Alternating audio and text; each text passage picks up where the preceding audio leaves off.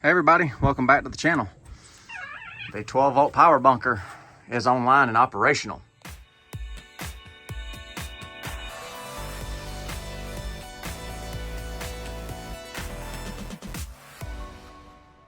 So let me get in here and close the door.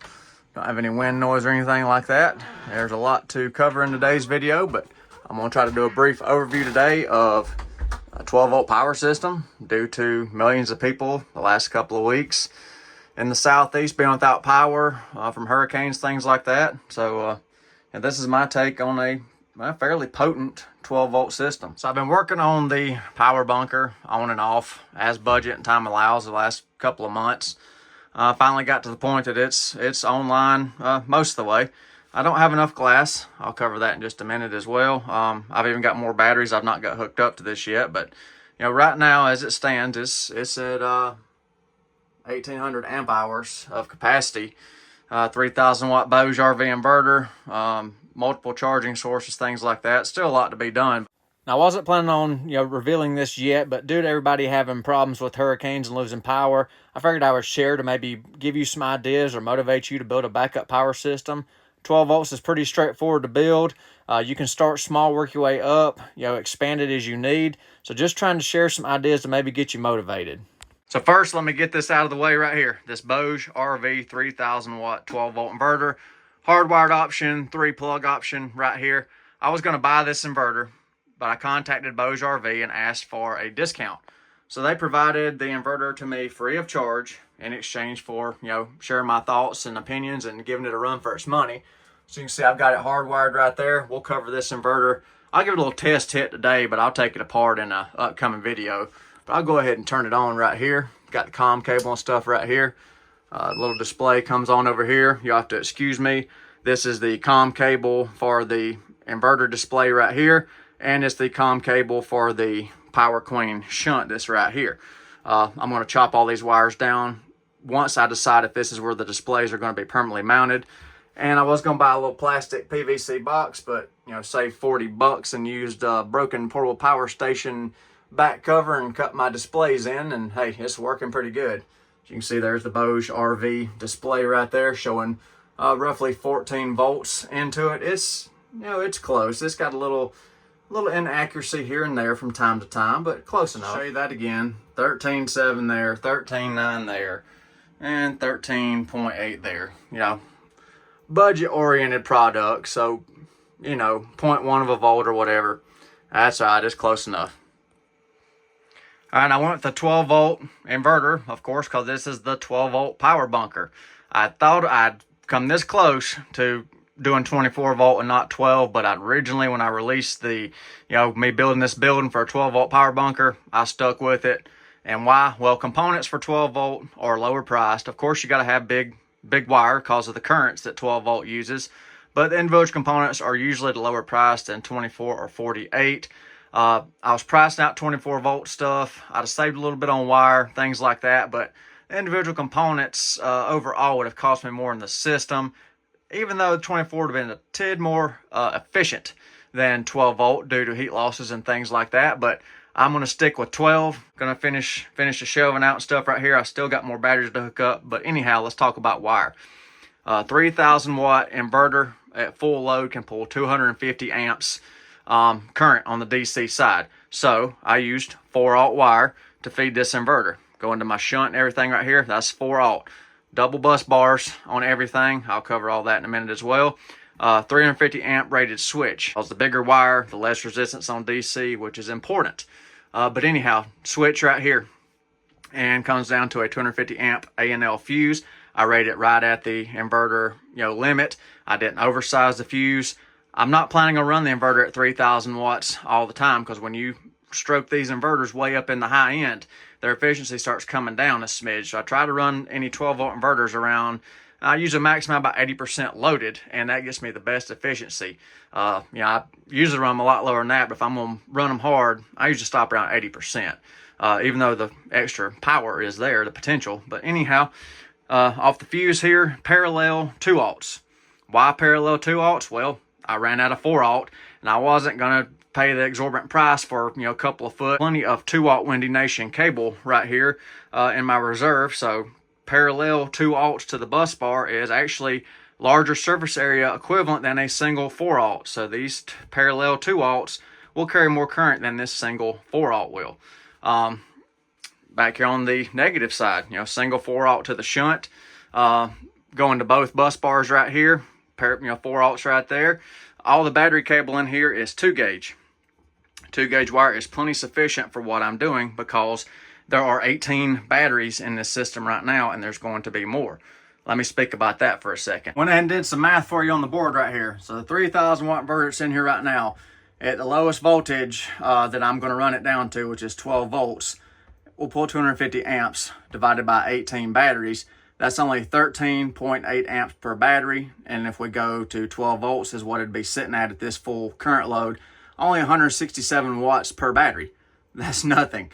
That's why I'm a big proponent of large battery banks. Each battery is doing less and less work, so you have less losses due to heat. So I love large battery banks.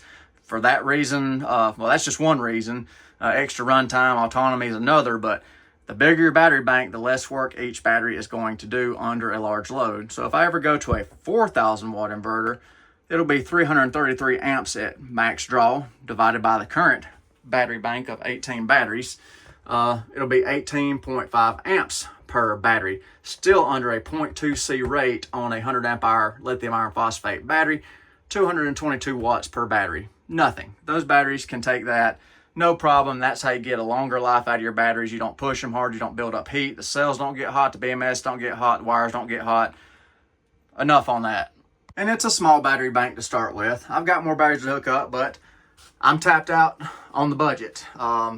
Everything I've spent in here has took any of my disposable income for the next couple of months. So I got to save up for a while to buy more wire and things to finish hooking up the rest of the batteries. But to start with, I'm at 1800 amp hours times lithium iron phosphate, a nominal 12.8 volts per battery. That's 23,040 watt hours, or, you know, 23 kilowatt hours. The average U.S. home consumes 28 kilowatt hours per day. You know, decent size system right here. Got room for expansion. When I get the money to buy the rest of the wire and breakers, I'll be at about 35,000 watt hours, 35 kilowatts. For an example, my RV, my off-grid RV where guests stay and that we take camping, is 2,500 amp hours at 12 volt, which is 32 kilowatts. The batteries are down here on this shelf. I've got some of your favorite brands that you've seen. Some were test units, some that I've bought, some were gave to me by friends that have, you know, got a battery here and there and they didn't use it. So, you know, I put them together and made a battery bank system. I paired them up by brands and BMSs. So I've got some cycling bats, some golden mates, a whole stack of watt cycles, some more cycling bats back under there. Let me get down here on the floor. Got the Redodios, as they pronounce it. You know, don't kill the messenger, but that's how they want you to say it. It's Redodio. We got the Wise batteries, and we got some back there that I'll go over them later. And let's see what else. Got a Midnight solar charge controller for now, just to start off with. Only 400 watts of glass at the moment. Like I said, my budget's tapped out. Got to get some glass put up, run some PV wire, build some racks, things like that. So I went with my Midnight Solar 30 amp controller to start with because I know that it's a battle tank, very reliable, very efficient controller. And then I got the breakers right here. I did not use a Midnight Solar charge controller, or excuse me, a Midnight Solar surge protection device this time.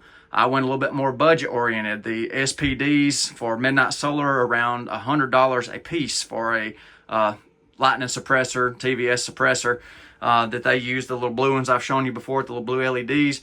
So I went with a Weingart brand surge suppressor this time. Supposedly real good. Hopefully I don't have to test it, but it's a Weingart surge protection device. I've got a 25 amp breaker for the solar side right here.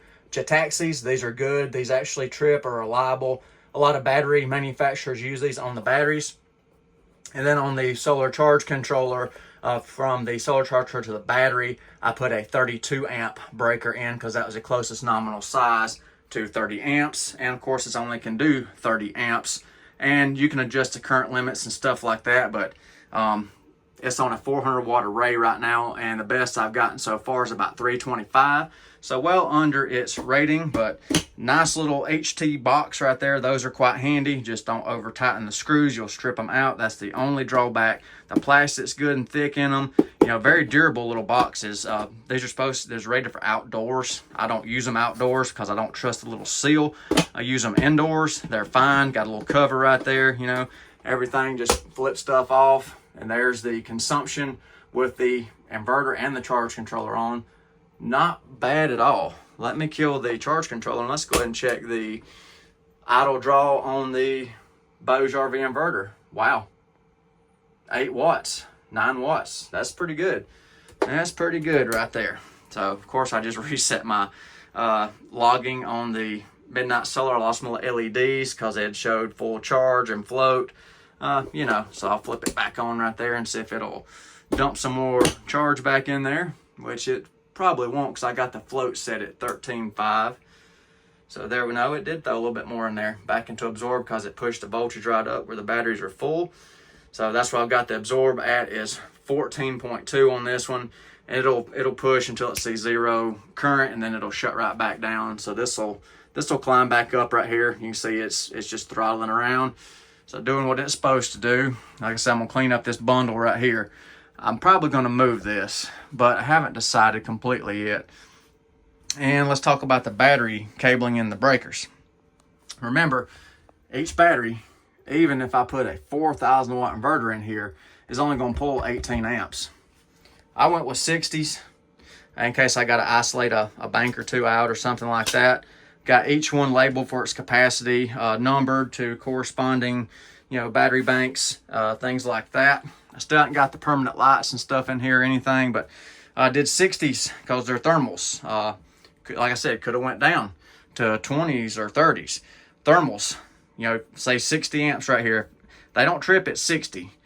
They go up a little bit above 60 and will heat up before they break because they're bimetallic.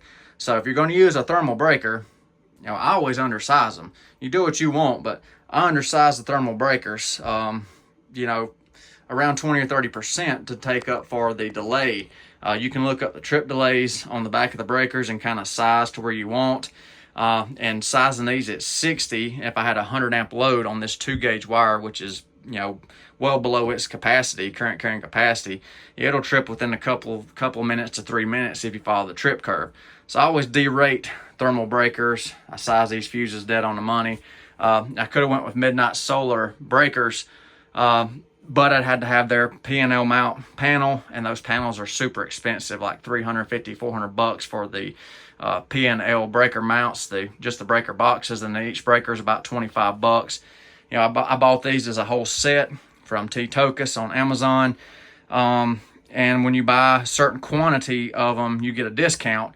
So with the coupon discount, the quantity I bought, I mean, I've got some more I hadn't even used yet. You know, I got them down to around $18 per thermal circuit breaker. Not bad. The little Power Queen fuse here is like $10. You know, the most expensive thing in here, single component, would be this midnight solar kid. You can catch these on sale sometimes between $250, $300. Their normal price is like $375. I bought this in a while back on sale for $250. So price on this at time of film is around $250. So I guess, you know, these will be about the same price. 1/4-inch thick bus bars. All the charging is going to come in the top. So I've got this set. All the charging items will be here. Loads will be here, interconnected with the 4-aught here. Same thing here. We're sharing a 4-aught between the charge side. This is the discharge side, load side. Negative tie for the batteries. And I've got the Power Queen DC to DC charger sitting over there.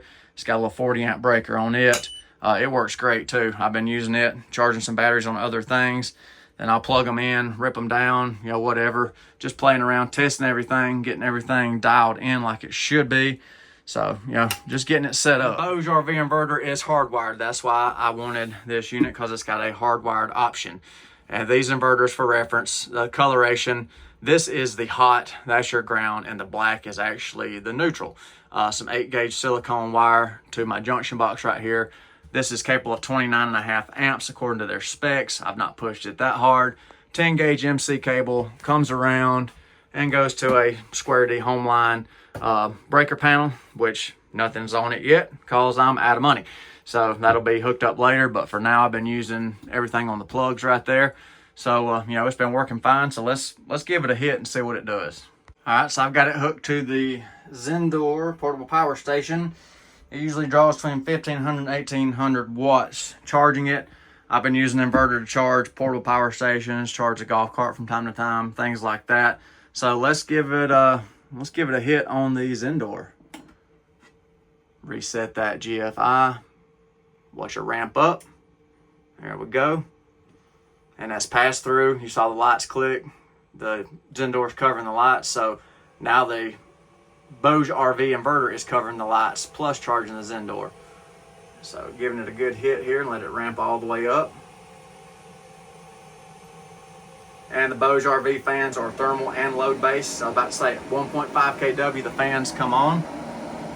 And they're also thermal based. You hit 40C on the temp, they ramp up and down. But if you hit 1500, the fans come on and run continuously as long as you're above that 1500 mark right there.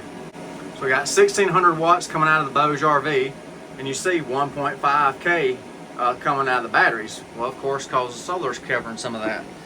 So let me just turn that off, and then we'll correspond better. 1.7 kW, 1.6 kW going into the Zendor. See what it's putting in right there. So, you know, showing 1700 coming into it because it's got solar on it too. So let me unplug the solar. So there we go.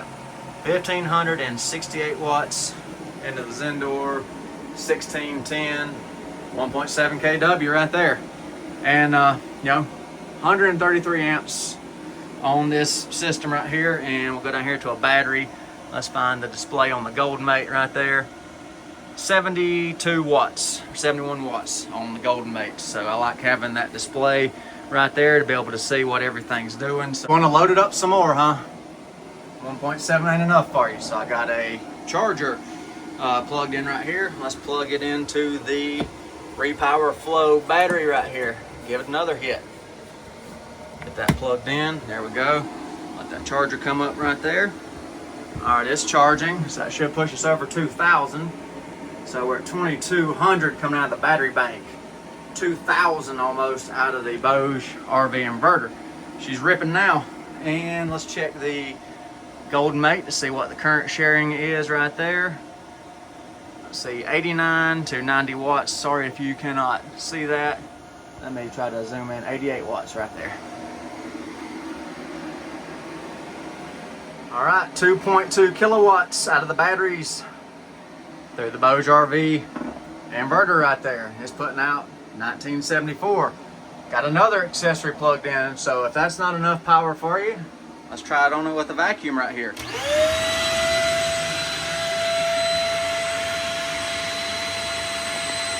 Still holding 119 volts. Wow.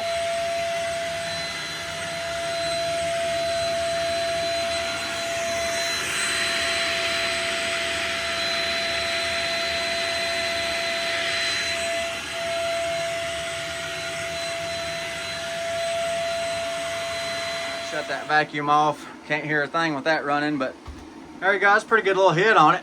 I mean, nothing to scoff at right there. No problems at all. I've hit it at 2,000 to 2,200 for hours charging golf cart batteries and things like that, and power boxes. It hasn't complained.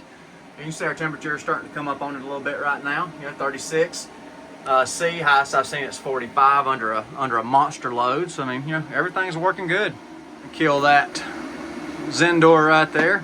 So not charging the Zendor no more, just on that little charger right there. So there we go. Let me turn the solar back on, so recover some of that little hit, because that dumped out quite a bit of power in a very short period of time. So there we go. Now our solar's picking back up, almost covering the charger over here. So yeah, that's working. Let me talk about the wire one more time. Anything you want to see more of, you know, you let me know in the comments what you want to know more about, because I'm going to use this as a step-by-step thing to help you build a off-grid power system. So you see a component or something you're not sure of, you know, let me know in the comments and I'll make a dedicated video on that. I'm just giving you an overview today. But for example, like your wire size here, 30 amp charge controller, but I use 6-gauge wire. I like large wiring to have lower resistance and let the current flow better. So, just oversized all the wiring. And then my wire bundles, I broke them up, top shelf and bottom shelf right there. So I got each bundle going to a different area. And like I said, everything's labeled. So if you need to shut one off and work on it, you just, hit it like that. It's safe to work on. You can change the batteries around, swap stuff out. And I've got a new watt cycle right here I've been running. So I'm doing testing a little different now. So this is a brand new watt cycle. I've been running it for about a month on this system. I didn't have everything, worthy of filming until now, but I've been running this one, so I'll pull that one out soon and do a test on it because it's been cycling up and down. So that'll be a real world test right there, what to see. I still got all the lighting eventually is going to be 12 volt DC, like a boat or whatever. I'm going to have 12 volt stuff for all the lights. All kind of stuff still to do. Like I said, this is just a start on it. So I'm trying to get you some ideas on a 12 volt power system. Let me show you one more thing right here and then I'll wrap it up. That's the Power Queen DC to DC charger I showed you a while back. So let me show you how it works right here. So I got it on this little repower flow here. I'm just going to plug it in right there and watch this thing work right here. All right, it's charging. We'll go over here. We'll watch the current start climbing up on this battery here. Recover that little hit I just got out of it. So there we go. Let me turn the solar back off here. So we're just on the Power Queen DC to DC charger right now. So it's coming on up. Should be right. It's been hanging right around between 38 and 42, depending on the state of charge of the battery. So there we are, 38.5 amps out of the Power Queen DC DC charger. Works great. This is not done yet either. I've got to have a junction box and I'm going to send the wires outside. I'm going to have another one of these. Got a lead acid bank and an AGM bank. Got a lizard sitting there guarding my lead acid bank, so these will tie into a DC to DC charger. They'll have their own charge controller or a wind turbine, things like that.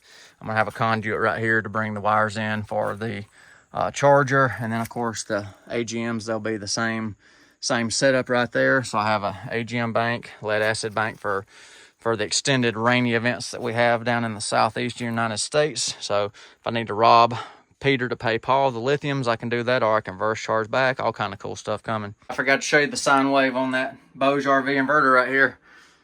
There's unloaded right there. Let me hit it one more time. Back on the Zendor, so it'll be about a 1500, 1800 watt load. We'll check the wave in just a second. I just want to show you this cool little display too. Just check that out. I mean, that is a nice little display. This included with the inverter. Just ramping back up. Cooling fans on. Right on the money at 1500 every time cooling fans come on. So that's good. I mean, that's a decent inverter for the price. It really is. It's really been a good inverter so far. So there's our wave right there. So yeah, it looks pretty good at a little over half, well, right about half loaded. So not too bad at all. So another cool thing about this too, you can turn it off right here on the switch right there. Or you can come over here to the little display. If you got this in an RV or whatever, just hit the button right there and it shuts it right down. And then of course you can turn it back on right there. So there we go, back on. Yeah, pretty good. No complaints right there. Let me turn my solar back on again. I forgot to turn it back on after that rip because I tried to give you an accurate draw out of the battery. So there we go, we'll start charging up again. Back up to charging, nice. So like I said, anything you want to see, let me know in the comments. We'll go over it more in detail. Just let me know. I'll cover it on the next video.